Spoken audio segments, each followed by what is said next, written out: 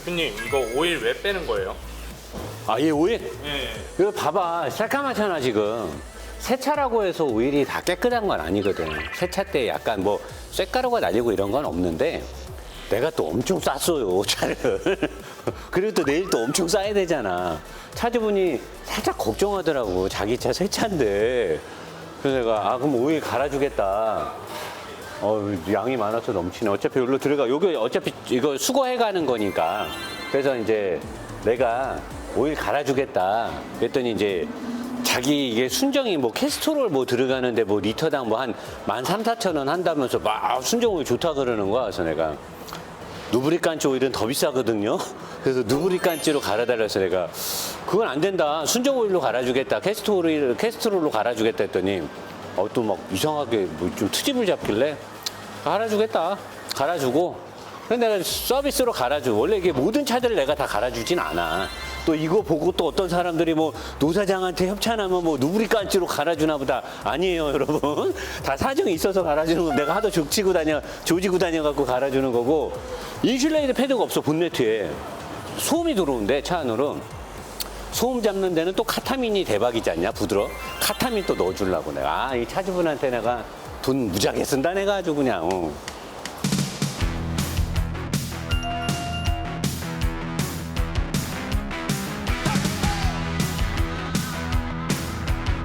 PPL이기도 한데 차주분의 간곡한 부탁이 있었어요. 이 차가 여기 보면 뜯은 게 없거든요. 이 본넷 후드에 인슐레이트 패드가 없어요. 물론 이걸 가볍게 하기 위해서 알루미늄을 쓴 것까지는 좋은데 차주분이 이제 차가 좀 방음이 잘 안 된 것 같다, 시끄럽다, 노사장님 뭐 방청을 할까요? 막 물어보시길래 내가 일단은 제조사에서 그렇게 한 데는 다 이유가 있으니까 하지 말고 노보스 인더스트리에서 PPL에 됐던 이 카타민 엔진 컨디셔너인데 이게 디젤에는 효과가 좀 직방으로 드러나요. 예를 넣어서 뭐 연비가 좋아지고 출력이 그런 거 다 여러분 안 믿으시는 거 저도 알고요. 저도 그런 걸 주도적으로 선전하지 않습니다. 이론적으로는 가능하겠죠. 근데 실제적으로 내가 느끼는 것만, 내가 느끼는 걸 소비자한테 전달해야 되니까 지금 노보스 누브리칸치로 일단 차주분이 오일을 갈아달라고 해서 갈았고요. 이 카타민을 넣게 되면 보통 얘가 이제 3000cc니까 이 주황색 큰 거, 파란색은 2000cc급에 넣는 거고요. 얘를 여기다가 이렇게 넣으면요. 얘는 첨가제가 없는 그냥 순수 오일입니다. 제가 그래서 얘를 좋아하고 PPL을 하는 이유인데 첨가물이 많이 섞여 있으면 저는 좋아하지 않죠. 첨가물 때문에 엔진에 어떤 장기적으로 데미지가 있을 수 있으니까. 근데 요거를 카타민을 넣게 되면 디젤 같은 경우는 얘 이제 성분이 그거예요. 오일의 플라즈마를 통해 가지고 오일을 분자를 잘게 쪼개는 성분을 갖고 있기 때문에 그런 특성을 갖고 있기 때문에 얘가 섞여서 뭐 또 어떤 화학적인 어떤 반응을 일으켜서 엔진에 뭐 어시스트 그런 건 없습니다. 순수하게 오일의 마찰 저항 계수를 더 내려주는 거예요. 그래서 디젤 같은 데 넣으면 확실히 소음 감소라든가 또는 저마찰에 의한 부드러움, 조용함, 이거는 누구나 다 느껴요. 왜냐하면 제가 지금 2주 넘게 3주 가까이 테스트를 하고 있기 때문에 아마 이 차주분도 깜짝 놀랄 겁니다.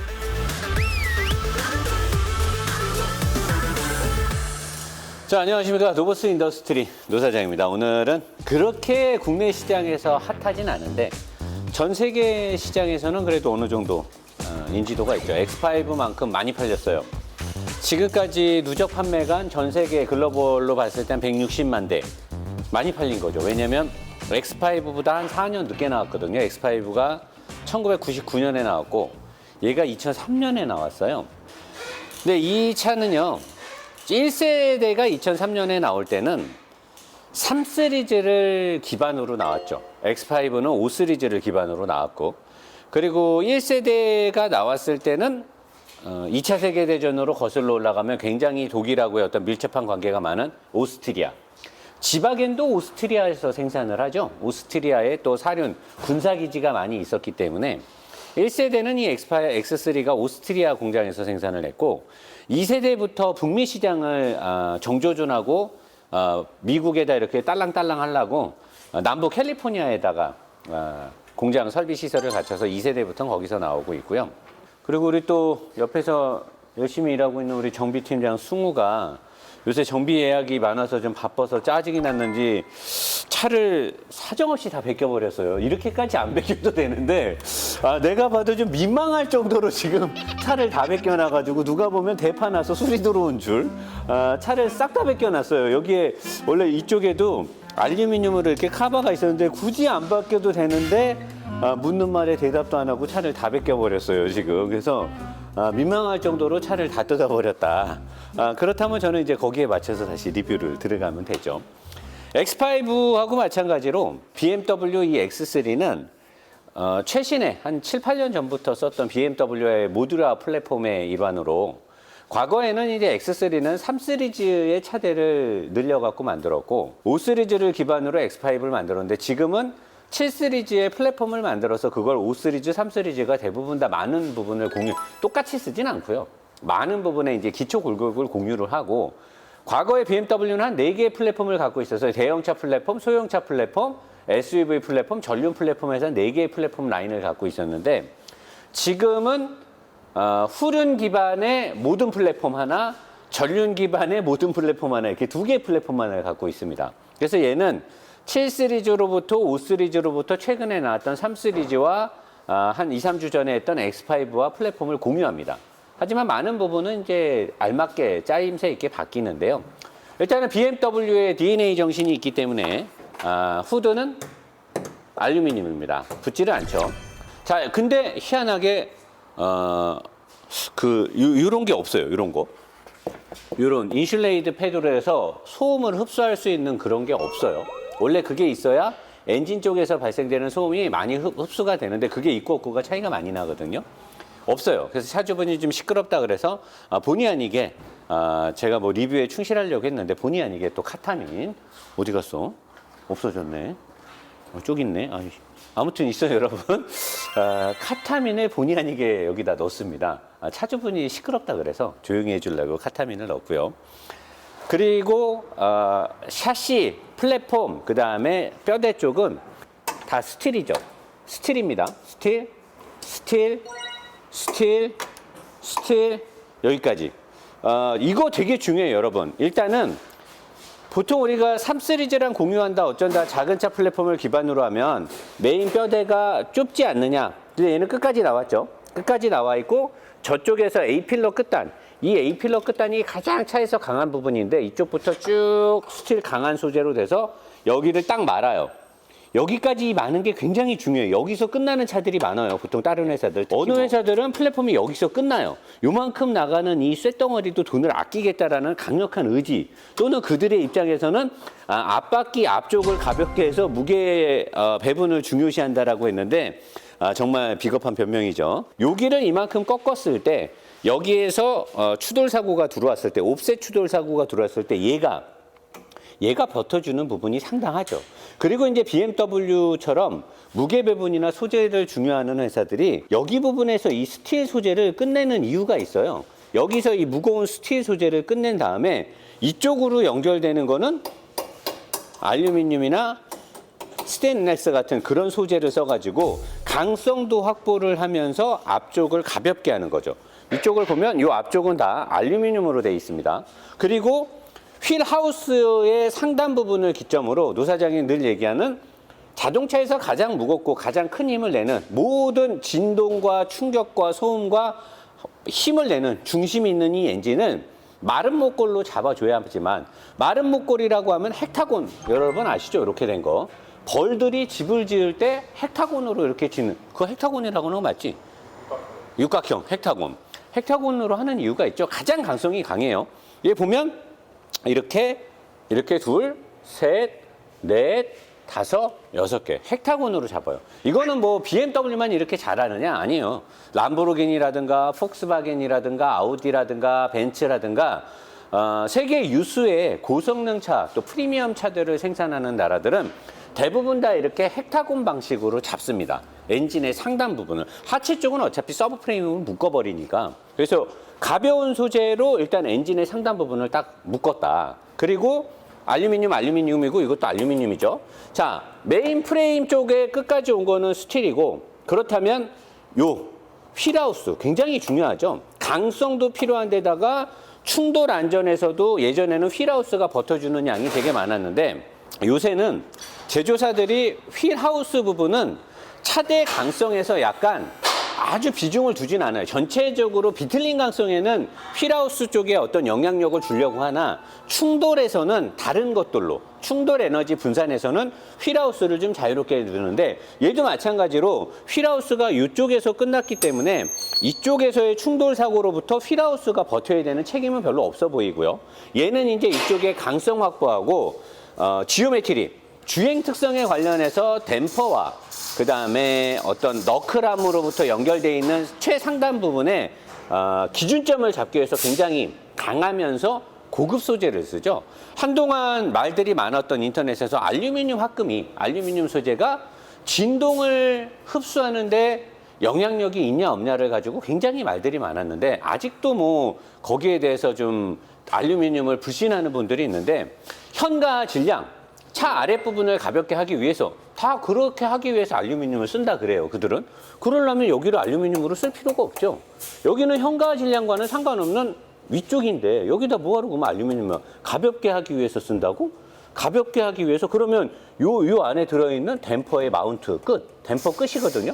여기는 사실 굉장히 강성을 필요로 하는 부분인데 여기조차도 알루미늄 합금을 이렇게 안에다가 넣어서 요 안에서 나오는 댐퍼를 받침해주는 여기 받침대 같은 건데 이런 데를 알루미늄 합금을 쓰는 데는 진짜로 주행 중에 잔진동을 상쇄시키는 역할을 하기 때문에 저런 데다 알루미늄을 써요. 그리고 특히나 휠하우스 쪽은 굉장히 많은 진동이 올라오는 곳이에요. 그래서 우리나라의 옛날 싸구려 차들 엑센트, 뭐 옛날 소나타 이런 것들 보면 아무리 좋은 댐퍼를 넣어도 차체를 타고 들어오는 미세한 잔진동들이 있어요. 좋은 댐퍼로 튜닝을 해도 그런 것들이 그 차들이 이 휠하우스 부분이 다 스틸이기 때문에 그래요. 그러니까 이런 부분에 알루미늄 소재를 넣는 건 다 이유가 있다. 이런 걸 알아두셔야 되고요. 이 차를 몰아보면 이 엔진이 X5 3주 전에 리뷰했던 거랑 같은 엔진이에요. 250, 뭐 한 260마력에 토크 60, 뭐 한 3, 4 정도 나오는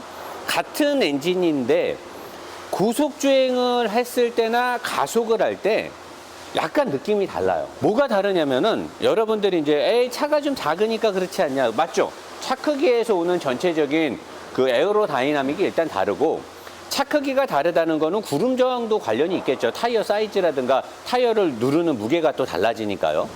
거기에다가 댐퍼가 다르죠. 댐퍼가 얘는 BMW가 제일 좋아하고 사랑에 맞지 않는 가스 유압으로 가스압을 변동시키는 그러니까 댐핑의 압력을 조정하는 오리지널 BMW의 액티비티한 가스 감압 변환 댐퍼가 들어가 있고요.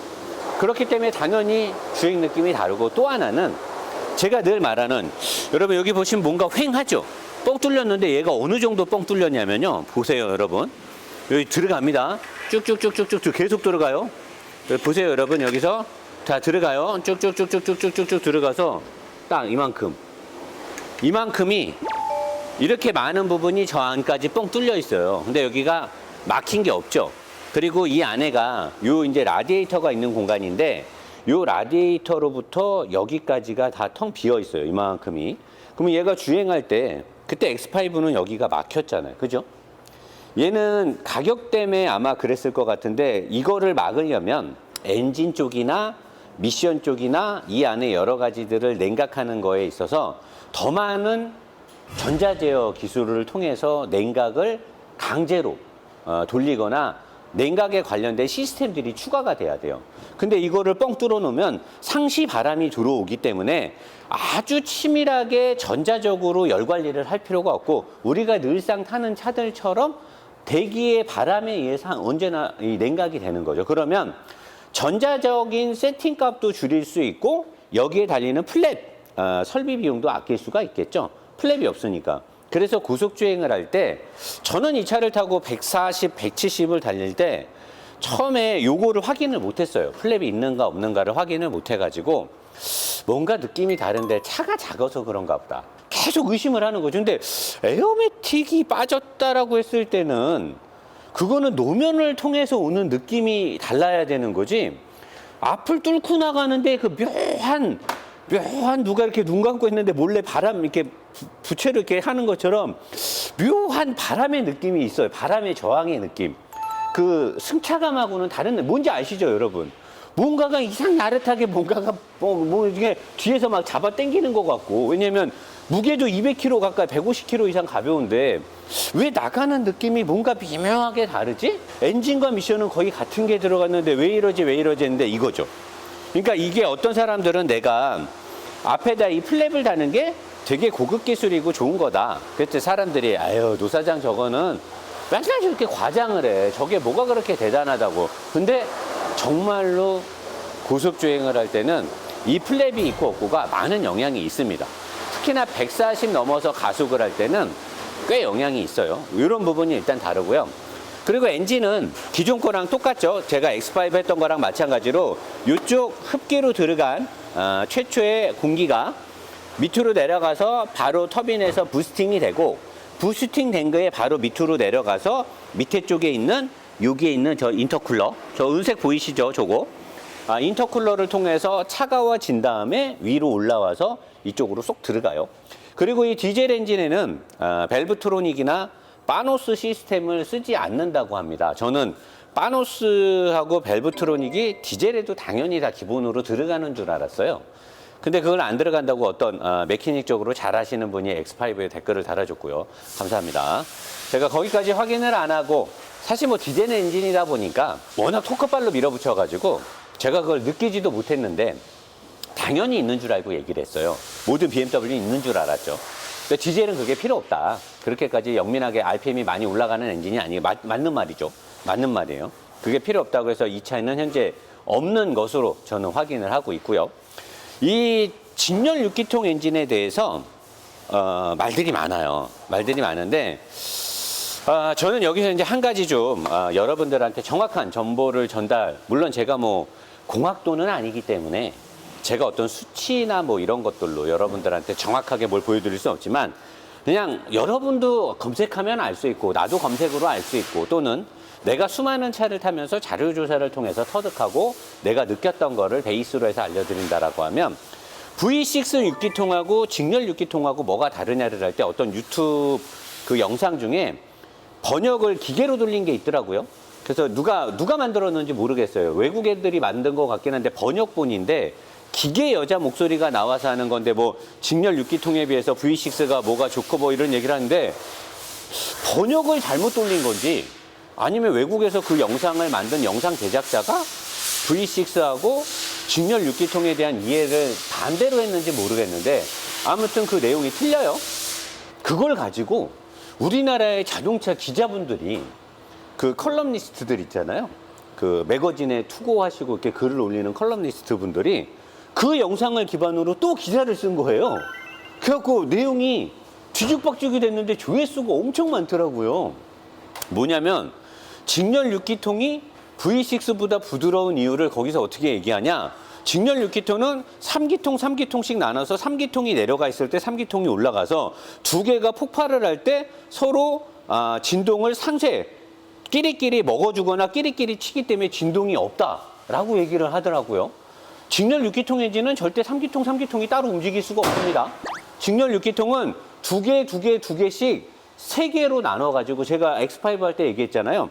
한 바퀴를 돌 때 360도라고 하면 벤츠의 삼각별처럼 피자를 세 파이로 나눈 것처럼 피스톤이 두 개가 120도를 나눠서 이렇게 세 개가 따로 도는 거예요. 120도씩. 120도 갈 때 얘가 120도 돌고 얘가 120도. 피스톤이 두 개가 크랭크 축에 묶여가지고 120도씩을 마크하면서 정확하게 돌아요. 그러니까 원을 정확하게 벤츠 삼각별처럼 세 파이로 나눠갖고 돌린단 말이에요. 그래서 제가 직렬 6기통이 도는 느낌이 다르다. 자, 그러면 노 사장님, V6는 그렇게 못 돕니까? 당연히 V6도요, 6개잖아요. 이 6개의 피스톤을 직렬로 있는 거를 V뱅크로 묶었기 때문에 얘네들도 크랭크 축의 뱅크각, 여러분들이 말하는, 우리가 말하는 뱅크각, 그러면 사람들은 엔진의 블럭에 벌어진 각도를 뱅크각이라고 생각. 맞아요. 이게 뱅크각이에요. 자, 뱅크각을 보통은 60도와 90도 둘 중에 설정해서 하는데, 뭐 어떤 특이한 경우 80도를 쓰는 회사도 있었고요. 근데 V6 엔진을 블럭을 이렇게 벌려가지고 60도가 됐던 90도가 됐던 그 기자분들이나 그 유튜버 해외에서 만든 그 영상에서는 60도, 90도를 벌리게 되면 서로 세개를 치고받을 수 있는 공간이 있어서 진동을 상쇄시킬 수 있다. 하지만 보통 엔진은 90도로 벌리기에는 협소하기 때문에 60도로 하면 각도가 안 나와서 그만큼 뱅크를 벌리지 못하기 때문에 피스톤끼리 주고받을 수가 없어서 어쩔 수 없이 섞여서 도니까 진동이 생긴다. 삐! 완전히 틀린 소리예요. 있을 수 없는 말이에요. 나는 이런 말을 공상과학 영화에서나 가능하다고 봐요. 실제로는 그런 일은 있을 수 없어요. 벌어질 수 없어요. 노사장이 잘라서 알려주려는 게 아니라 직렬 6기통은요. 두 개가 120도씩을 마크하고 도는 거고 V6는요. 똑같이 직렬 6기통인데 V로 섞었기 때문에 마찬가지로 크랭크 축을 밑에 있는 그 불알추 같이 생긴 거 있어요. 시계추 같이 생긴 거. 그쪽 부분을 두 개를 묶어놓으면 V6도 마찬가지로 얘네처럼 양쪽에 피스톤 2개, 이쪽에 2개, 이쪽에 2개가 똑같이 120도씩을 마크하고 똑같이 돌아요. 어떤 V6 엔진을 타면 직렬 6기통과 똑같은 느낌이 나는 이유가 크랭크 축의 뱅크 각이 정확하게 120도씩 3개로 나눠져 있기 때문에 가능해요. 노사장이 예전에 페라리 리뷰할 때 뭐라 그래요? 클랭크 축의 플랫 각도로 탕탕탕탕 치고받게 돼 있다. 이쪽과 이쪽에 페라리는 V형 엔진이에요. V8기통이에요. 근데 크랭크 축은 섞어서 이렇게 돌게 돼 있어요. 이렇게. 위에서 내려오는 피스톤들이 이 크랭크 축을 돌릴 때 너랑 나랑 주고받고 복싱하듯이 스트레이트 주고받듯이 이렇게만. 이거를 플랫 크랭크 축이라 그래요. 포르쉐 박스터가 그런 방식을 쓰죠. 왜? 높은 고회전을 했을 때 정확하게 실린더의 상사점과 하사점을 탕탕탕탕 주고받아야지만 9000rpm, 10,000rpm에 갔을 때도 사전 발화라든가 미스파이어링이라든가 어떤 밸브의 꼬임, 밸브끼리 서로 충돌하는 일을 막기 위해서 정확한 행정 폭발을 위해서 클랭크 축을 그렇게 만들어요. 그러면 단점이 생겨요. 탕탕탕탕 진동이 생겨요. 그래서 포르쉐나 페라리 엔진들이 진동이 센 거예요. 그걸 또 기술적으로 밸런스 샤프트로 잡아주는 건데 V6 엔진은요. 대부분은 다 60도를 쓰든 90도를 쓰든 그거는 제조사가 엔진 블럭을 설계할 때 기본 설계 개념에서 가는 거고 그거에 의해서 크랭크 축에 뭐 6기통인데 뭐 3개가 내려가고 3개가 올라가서 서로 진동 엔진은 그렇게 돌 수가 없습니다. 엔진은 그렇게 못 돌아요. V6는 직렬 6기통처럼 120도씩 클랭크 각도를 줄 수 있는데 보통 우리들이 쓰는 V6 엔진들은요. 6개가 다 순차적으로 움직여요. 다르르 이렇게 움직여요. 이렇게 움직여야 엔진이 더 부드럽게 움직이거든요. 근데 여기에 들어가 있는 직렬 6기통들은 우리가 현대자동차나 일본 제조회사들이 만드는 대부분의 V6 엔진들은 순차적으로 터지는 그런 엔진 구조의 V6고요. 여기 들어간 거는 둘을 묶어서 120도씩을 쓰기 때문에 엄밀히 따지면 진동면에서 얘가 더 부드럽다고 말하면 안 되는 거죠. 직렬 6기통 엔진이니까 부드럽다. 그거는 옛날부터 잘못 내려온 썰이에요. 사람들이 직렬 6기통을 말할 때 직렬 6기가 더 부드럽다. 그렇지 않아요. 직렬 6기통은 회전의 느낌이 좋은 거예요. 왜 좋아요? 120도씩 정확하게 마크를 하고 도니까 회전의 느낌이 강하면서 정확하게 우리가 어떤 뭐 나사산 같은 걸 박을 때 정확하게 싹 말려 들어가는 그 느낌. 그게 직렬 6기통이에요. BMW의 직렬 6기통 엔진은 회전의 느낌이 정확하고 모터가 도는 느낌인 거지 부드러워서 지금 실크6 어떤 씹대기가 그 유언비어 퍼뜨려가지고 그게 지금 몇십 년째 내려오고 있는 거예요. 실크6라고. 사실은 그렇게 부드럽지 않아요. V6 잘 세팅해 놓은 엔진이 더 부드러워요. 사실은. 그러니까 앞으로는 여러분들이 BMW의 직렬 6기통을 말할 때 부드럽다 보다는 남성적인 어떤 거친 느낌이 아니라 정확한 회전 느낌을 주고 악셀레이터를 밟았을 때 엔진의 회전 질감이 찌릿찌릿하다 이렇게 표현하는 게 더 좋을 겁니다. 그리고 BMW에 들어가는 가솔린이 됐던 디젤이 됐던 여기에 들어가 있는 트윈 파워 터보라고 얘네가 항상 써요. 트윈 파워 터보. 도대체 트윈 터보도 아니고 트윈 파워는 뭐냐. 사람들은 그게 터보가 2개인 줄 알아요. 트윈 스크롤 터보하고도 좀 달라요. 트윈 스크롤은 스크롤이 2개로 나가는 거고 얘네들이 말하는 트윈 파워 터보는 뭐냐면 배기 쪽에서 나온 배기가스가 돌리는 터빈이 프로펠러가 2개가 붙어 있어요. 좀 작은 거랑 큰 거랑. 그러면 배기 라인에서 6개에서 이렇게 나오는 게 한 군데로 모아져서 싱글 터보니까 이 터빈을 싹 돌려야 되는데 낮은 RPM, 1000rpm, 1500, 1300rpm에서는 배기가스가 나오는 게 작잖아요. 그러다 보니까 이게 작으면 터빈을 잘 못 돌려. 터빈을 잘 못 돌리니까 흡기 쪽에도 맞은편에 묶여있는 흡기 터빈이 잘 세게 안 돌아. 그러다 보니까 낮은 RPM에서 원활하게 공기를 밀어 넣어주질 못하니까 터보레그라고 해서 약간 좀 답답한, 먹먹한, 터보가 좀 세게 돌아줘야 응답성이 좋아지는데 터보가 약하게 도니까 그걸 얘네가 잡기 위해서 보통 회사들은 트윈 터보를 달고 얘네 옛날에 트윈 스크루를 달고 했는데 트윈 터보를 달면 터보를 2개 달아야 되잖아. 비싸요.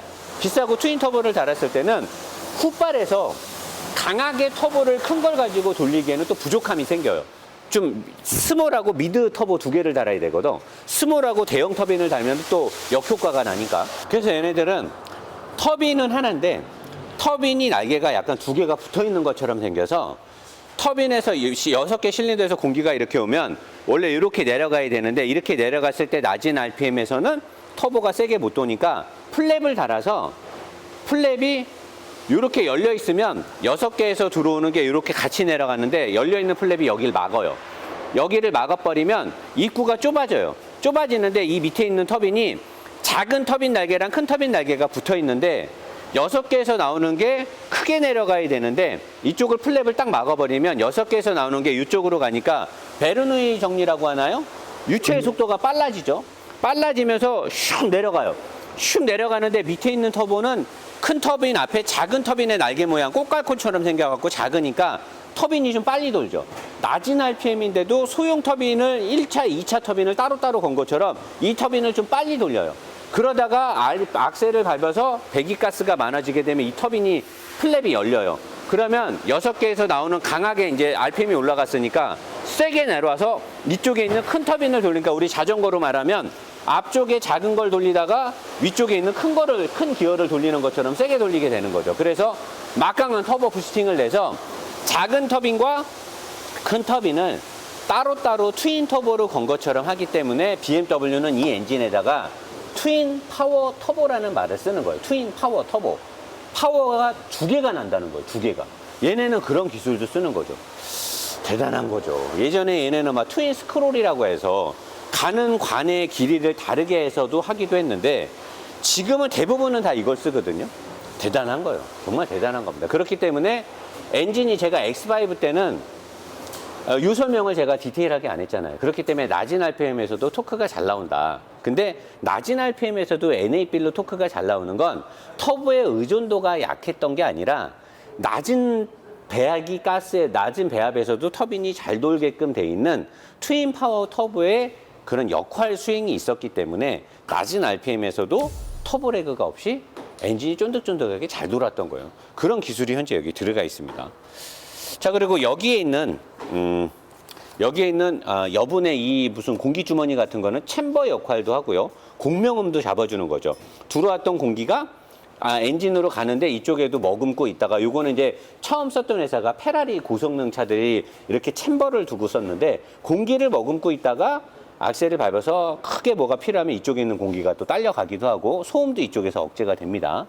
그런 것들이 있고요. 그 외에는 나머지는 옆으로 가서 다시 얘기하도록 하겠습니다.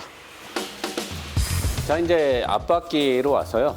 일단은 어마어마한 디스크. 이게 여기 화면이 담기지가 않네. 하도 커가지고.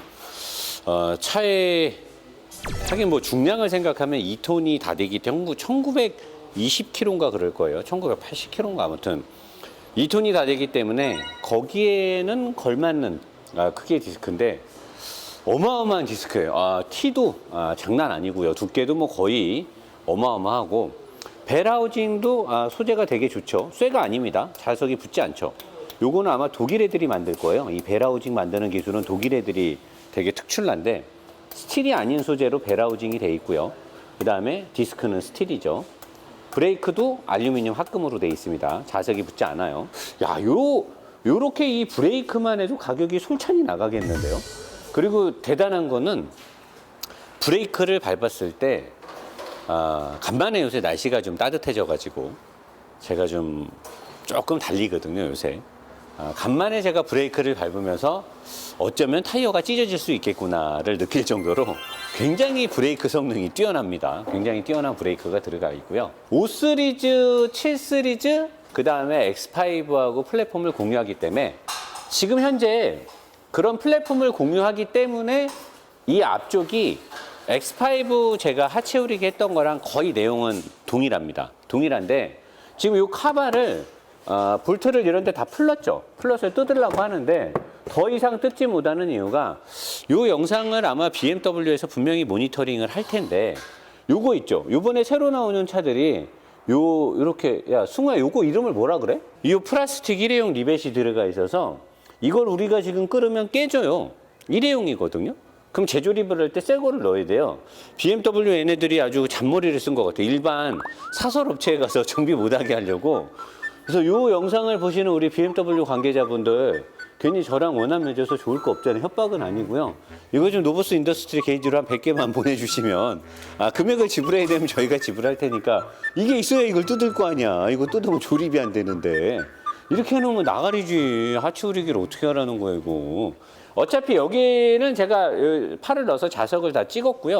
요 밑에를 지금 다 뜯어놨잖아요. 이렇게 이쪽을 다 뜯어놨고 요 밑에도 안쪽에 이쪽에 이렇게 들리잖아요. 이게 어디 이렇게 지금 들리니까 이쪽에서 제가 설명은 다 할 거예요. 할 거니까 상관없고 중요한 건 X5랑 마찬가지로 이쪽까지 승객석 앞쪽 여기까지가 스틸이고요. 여기는 다 휠하우스 다 알루미늄이죠. 알루미늄. 다 알루미늄입니다. 알루미늄으로 무게를 가볍게 했고요. X5랑 마찬가지로 서브 프레임은 다 스틸이죠. 서브 프레임은 다 스틸로 돼 있고 앞쪽으로 나가는 건 다시 알루미늄 소재. 알루미늄 소재로 해서 무게를 가볍게 하고 앞 끝단까지 서브 프레임을 확장해서 다 잡아주고 있어요. 그리고 서브 프레임에 하드 포인트, 차체량 다는 하드 포인트 중에 서스펜션에 텐션 스트럿이 묶이는 여기. 이게 이제 진동을 굉장히 많이 전달하게 되죠. 차가 달릴 때. 여기에 꽂혀지는 이 하드 포인트가 알루미늄의 프레임에 꽂혀 있고요. 그 다음에 스티어링 암. 굉장히 중요하잖아요. 이 스티어링 암. 이 스티어링 암이 움직이면서 생기는 잔진동이 직타로 올라가는 이곳. 그 다음에 엔진 마운트하고도 상관이 있는 이곳에 여기 하드 포인트도 알루미늄에 꽂아져 있어요. 자, 그리고 맨 뒤쪽에 있는 이 서브 프레임을 3개씩 잡았는데 맨 뒤쪽은 강성이 필요한 곳에 꽂히기 때문에 스틸 부분에 꽂혀져 있어요. 이런 걸 봤을 때 하드 포인트를 어느 부분에 꽂느냐가 굉장히 중요한데 하드 포인트, 얘는 지금 생긴 거는 알루미늄처럼 생긴 텐션 스트럿, 이 맥퍼슨 서스펜션이 들어가 있는데 BMW 특유의 두 개로 분리해서 텐션 스트럿을 앞쪽으로 뺀 맥퍼슨 방식의 서스펜션이 들어가 있는데 알루미늄 합금처럼 생겼는데 도색을 해놓은 거고요. 스틸이에요, 스틸. 이 스틸이고 여기도 스틸이에요. 너클하면 당연히 알루미늄으로 돼 있죠. 너클하면 당연히 알루미늄으로 돼 있는데 전에도 알루미늄 합금에 대해서 논쟁이 심했을 때 나오는 얘기가 그거죠. 댐퍼와 스프링이 있기 때문에 잔진동이 생겼을 때 이쪽에 있는 부싱에서 진동을 흡수해주고 댐퍼와 스프링이 충격을 흡수해주기 때문에 소재의 특성은 중요하지 않다. 얘네들이 어차피 다 흡수를 한다. 그렇기 때문에 알루미늄의 소재를 넣어서 잔진동을 잡는다는 건 말이 안 된다. 알루미늄 합금은 경량화 때문에 넣는다라고 하는데 알루미늄 합금을 쓰는 이유 중에 경량을 위해서 쓴다라는 걸 부인하는 사람은 아무도 없어요. 고급 소재, 비싼 소재를 쓰는 거는 경량에 따른 무게 배분과 현가 질량의 가장 최우선이기 때문에 쓰는 건데 왜 알루미늄 합금을 굳이 더 메이커에서 주도적으로 쓰려고 하냐면 자, 얘가 만약에 수직 운동을 통해서 얘는 댐퍼와 스프링은 수직 운동만 한단 말이에요. 수직 운동을 통해서 얘네가 진동을 다 상쇄시켜 준대. 그러면 여기다가 진동 댐퍼를 왜 달아 놓을까요? 얘가 만약에 스프링이 댐퍼가 모든 진동을 다 흡수한대. 뭐하러 여기다가 진동 댐퍼를 달아놔요? 얘네가 다 흡수를 하는데. 진동 댐퍼를 다는 데는 메이커들이 다 이유가 있는 거죠. 얘가 어떤 진동을 내기 때문에 진동 댐퍼를 달아요. 우리가 차를 타면서 차 안으로 충격이나 진동이 들어온다는 게 이것만 오진 않죠. 차 안으로 어떻게 수직으로 발생되는 충격만 와요. 바퀴가 움직이게 되면 자, 바퀴가 회전을 해요. 원이 회전을 하는데 얘가 동그랗게 그냥 회전을 하면 얘한테 어떤 진동이 생길 이유가 없어요. 근데 타이어는 안에 공기가 들어있죠. 공기가 똑같은 분포로 있다라고 가정을 할 수가 없어요. 그리고 더욱이 중요한 건 타이어가 돌면 동그란 게 돌아서 지면에 닿는 이 부분은 수평이에요. 수직, 수평으로 여기를 닿게 돼요. 그러면 여기는 공기층이 수직, 수평으로 이렇게 찌그러진다는 거예요. 그러면 이 안에 있는 공기가 이렇게 와서 한번 찌그러졌다가 다시 팽창을 해요. 이게 계속 반복되면 어떻게 돼요? 타이어에서 진동이 생기겠죠. 휠 자체에서 진동이 생겨요. 이런 거 한쪽으로 무게가 쏠리거나 눌리는 걸 편심 중량이라고 하나? 뭐 전문 용어가 있는데 저는 공학동가 아니니까 그런 것들로 인해서 저항이 생기죠. 그 다음에 잔돌, 아스팔트의 형상 모든 것들에서 진동과 파동이 생기는데 우리가 말하는 그리고 노사장이 말하는 고급진 승차감은요. 과속 방지턱을 올라타서 넘어갈 때 띠용 띠용 내려오는 진동을 말하는 게 아니에요. 이렇듯 타이어가 주행하면서 생기는 잔진동, 바람에 의해서 서스펜션의 암이 딱 90도로 설치되어 있지 않죠. 토인, 캠버, 캐스터각에 의해서 타이어는 주행하면서 계속 저항을 받아요. 그리고 회전을 할 때 타이어 양쪽 타이어가 똑같은 각도로 움직이지 않죠. 다른 각도, 제가 카빙턴을 한다 그러잖아요. 그러다 보니까 이쪽에서 수많은 360도 다방면으로의 잔진동이 생겨요. 그 진동 중에 가장 크게 수직으로 움직이는 큰 진동은 당연히 댐퍼와 스프링이 상쇄를 시키는 것이고요. 암을 타고 전해지는 진동 중에 안에 있는 부싱이 흡수할 수 있는 진동의 범위가 있어요. 저 안에 있는 부싱은 쇠와 쇠가 맞닿아서 움직임에 있어서 자유도를 주기 위해서 들어가는 거지 진동을 흡수하라고 저기다 넣는 게 아닙니다. 그래서 여기서 발생되는 그 모든 잔진동들을 상쇄시키기 위해서 메이커에서 댐퍼에다 이렇게 진동 댐퍼를 달고요. 이 댐퍼의 끝단에 있는 여기에 알루미늄 브라켓을 설치를 해요.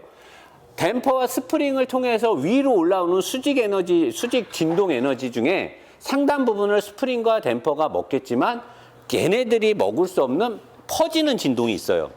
운전자들한테 피로감을 줄 수 있는 퍼지는 진동. 그런 것들을 이 알루미늄 브라켓이 상쇄를 하죠. 그리고 알루미늄 휠하우스에서 또 한 번 상쇄를 하려고 하는 거예요. 그리고 여기도 스틸이고 여기도 스틸이에요. 제가 X5에서 얘기했지만 고중량의 SUV이고 움직임의 범위를 크게 하기 위해서 알루미늄을 가지고 여기 서브 프레임을 만들고 로우암을 만들기에는 천문학적인 돈이 들어가는 것이고 설계비가 들어가요. 그걸 가장 손쉽게 잡을 수 있는 건 스틸이란 말이에요. 요거는 기가 스틸이 아니에요. 일반 스틸입니다. 파스칼 중에서 뭐 500, 600 파스칼이 현대자동차가 말하는 기가 파스칼이라고 하는데 뭐 고장력 강판? 근데 사실 해외에서는 한 800 정도가 넘어야 고장력의 기준으로 인정을 하는데 현대는 5, 600만 넘어도 고장력이라고 인정을 한대요. 그건 국가에서 정해준 수치가 없습니다. 그냥 메이커에서 지들이 알아서 쓰는 거예요. 아무튼 여기에 들어가 있는 거는 뭐 800 파스칼 이상의 초고장력 기가 파스칼은 아니고요. 일반 스틸이에요. 여기도 일반 스틸암이 들어갔죠. 근데 아까 제가 얘기했듯이 알루미늄 합금을 통해서 진동을 감소한다라고 하니까 이 로우암에 감싸고 있는 요 롤 케이크 방식의 요거는 또 스틸이에요. 안 붙어요. 얘는 딱 붙잖아요. 얘는 딱 붙는데 얘는 안 붙어요. 왜 여기다가 알루미늄 합금을 쓰냐 이거죠. 얘에서 생기는 진동을 여기서라도 상쇄하겠다는 거죠. 요거는 안에 그 부시가 차 있기 때문에 강성 부분에서 바깥에서 잡아주고 안에서 잡아주니까 알루미늄 합금을 쓸 수 있는 거예요. 요것도 알루미늄 합금을 쓰면 좋은데 못 쓰는 거죠. 비싸니까. 그리고 강성을 확보해야 돼서 이렇게 했고 SUV인데도 불구하고 캐스터 각이 딱 있어요. 5 시리즈보다 캐스터 각이 더 많아요. 5 시리즈보다 캐스터 각이 더 많다는 건 뭐냐? 3 시리즈의 운동신경을 그대로 갖고 와요. 그래서 이 차는 몰아보면 5 시리즈보다 직발해서 쫙 깔아앉는 느낌이 아니라 화살촉이 날아간다는 그런 쏙 쏘고 날아가는 느낌. 5 시리즈보다 훨씬 좋아요. 좋은 이유가 이거죠. 공기저항을 덜 받는 것도 있지만 캐스터 각이 5 시리즈보다 훨씬 심해요. 5 시리즈는 오프로드를 같이 범용할 수 있게끔 만든 세팅 값이고 얘는 온로드에서 3 시리즈처럼 타라고 세팅을 한 거죠. 그리고 5 시리즈는 댐퍼가 이렇게 얘보다 차가 무거운데도 얘보다 안 커요. 얘는 어마어마한 두께. 거의 뭐 바추카포나 이거 RPG 거의 뭐 이거 뭐 시리아 애들이 이거 어깨에다 갖고 다니는 것 같은데 그 정도 굵기의 댐퍼가 들어가 있고요. 스프링의 권선량은 승차감 위주가 아닌 딱딱하게 한 것처럼 건선을 크게 폈는데 대신에 건선량이 다른 차들 딱딱하게 한 것보다 한 개 더 많아요. 그러니까 전체적인 스프링의 세팅은 딱딱하게 했지만 건선량을 하나 더 늘려서 그래도 마지막 부분을 조그맣게 감아서 마지막에서는 승차감을 도모하려고 했고요. 그리고 얘가 스포티하게 움직이는 건 밑에 내려가서 얘기하겠지만 여기에 있는 킹핀 각도, 여기에 있는 캐스터와 킹핀 각도를 너클에 꽂혀져 있는 이 너클함에 꽂아져 있는 이 피봇의 각도가 어마무시하게 날카롭게 꽂혀 있어요. 그래서 아마도 굉장히 스포티한 느낌을 주는 것이 아니냐라고 생각이 들고요. 앞뒤의 무게 배분도 제가 느끼기엔 거의 50대 50에 가까운 한 51, 2? 앞쪽이 한 52 정도 될 것 같고요. 뒤쪽이 한 48 정도 되는데 SUV 치고는 더군다나 작은 차체에 직렬 6기통 엔진을 얹었음에도 불구하고 그 정도의 무게 배분을 낸다는 건 굉장히 좋아요. 그래서 그런지 앞쪽에 스테빌라이저가 그렇게 두껍지 않아요. 얘가 만약에 앞쪽으로 무게 편중이 되게 많이 돼 있더라면 스테빌라이저가 굉장히 두꺼울 텐데 스테빌라이저가 얇은 걸 보면 앞쪽에 무게 편향이 그렇게 심하지 않다는 거고요. 요새 이제 이 신소재들, 여기 플라스틱 있죠? 요게 이제 복합 수지 소재인데 앞으로는 저것들이 이쪽에 댐퍼 브라켓이라든가 서스펜션의 보조 역할, 그 다음에 아무튼 예전에 제조회사들이 스틸만을 사용하다가 알루미늄으로 넘어가는 과도기처럼 지금은 모든 제조사가 저 복합 수지, 이 합성 수지에 많은 개발비를 쏟아붓고 있고 굉장히 많이 지금 생산이 되고 있어요. 전기차에 주도적으로 들어가는데 앞으로는 이런 차에도 저게 많이 들어갈 겁니다. 그래서 스테빌라이저의 어떤 할대 링크라든가 서스펜션의 두 개 중에 한쪽 부분, 아니면 서스펜션의 반은 스틸을 하고 반은 저 복합 합성 수지를 섞어 넣어가지고 앞으로는 저렇게 나올 거고요. 그러니까 이런 식으로 나오는 거죠. 이 할대 링크가 스틸의 이 막대기와 이 합성 수지가 섞여 있잖아요. 얘가 이제 비틀림을 어느 정도 허용해주면서 인장 강도 부분에서 깨지지 않을 정도까지 갔을 때는 어느 정도 변형을 먹어주기 때문에, 뒤틀림을 먹어주기 때문에 굉장히 뛰어난 소재를 나오고, 저거는 열 가공이나 소재를 어떻게 하느냐에 따라서 여러 가지의 강성과 강도를 띠는 여러 가지 제품이 나온다고 합니다. 그래서 앞으로 어떻게 하체가 바뀔지 좀 기대가 되고요. 여기는 지금 못 뜯었지만 상당 부분이 다 알루미늄이고요. 이쪽만 지금 스틸입니다. 이쪽만 스틸이고, 브레이크 제가 아까 설명드렸고 어마어마한 이 조절식 댐퍼와 스프링으로 해서 승차감은 준 스포츠카 같은 느낌을 줍니다. 굉장히 세팅이 잘 돼 있고 특히나 브레이크가 굉장히 인상적이었어요. 그렇다면 뒷바퀴로 가도록 하겠습니다.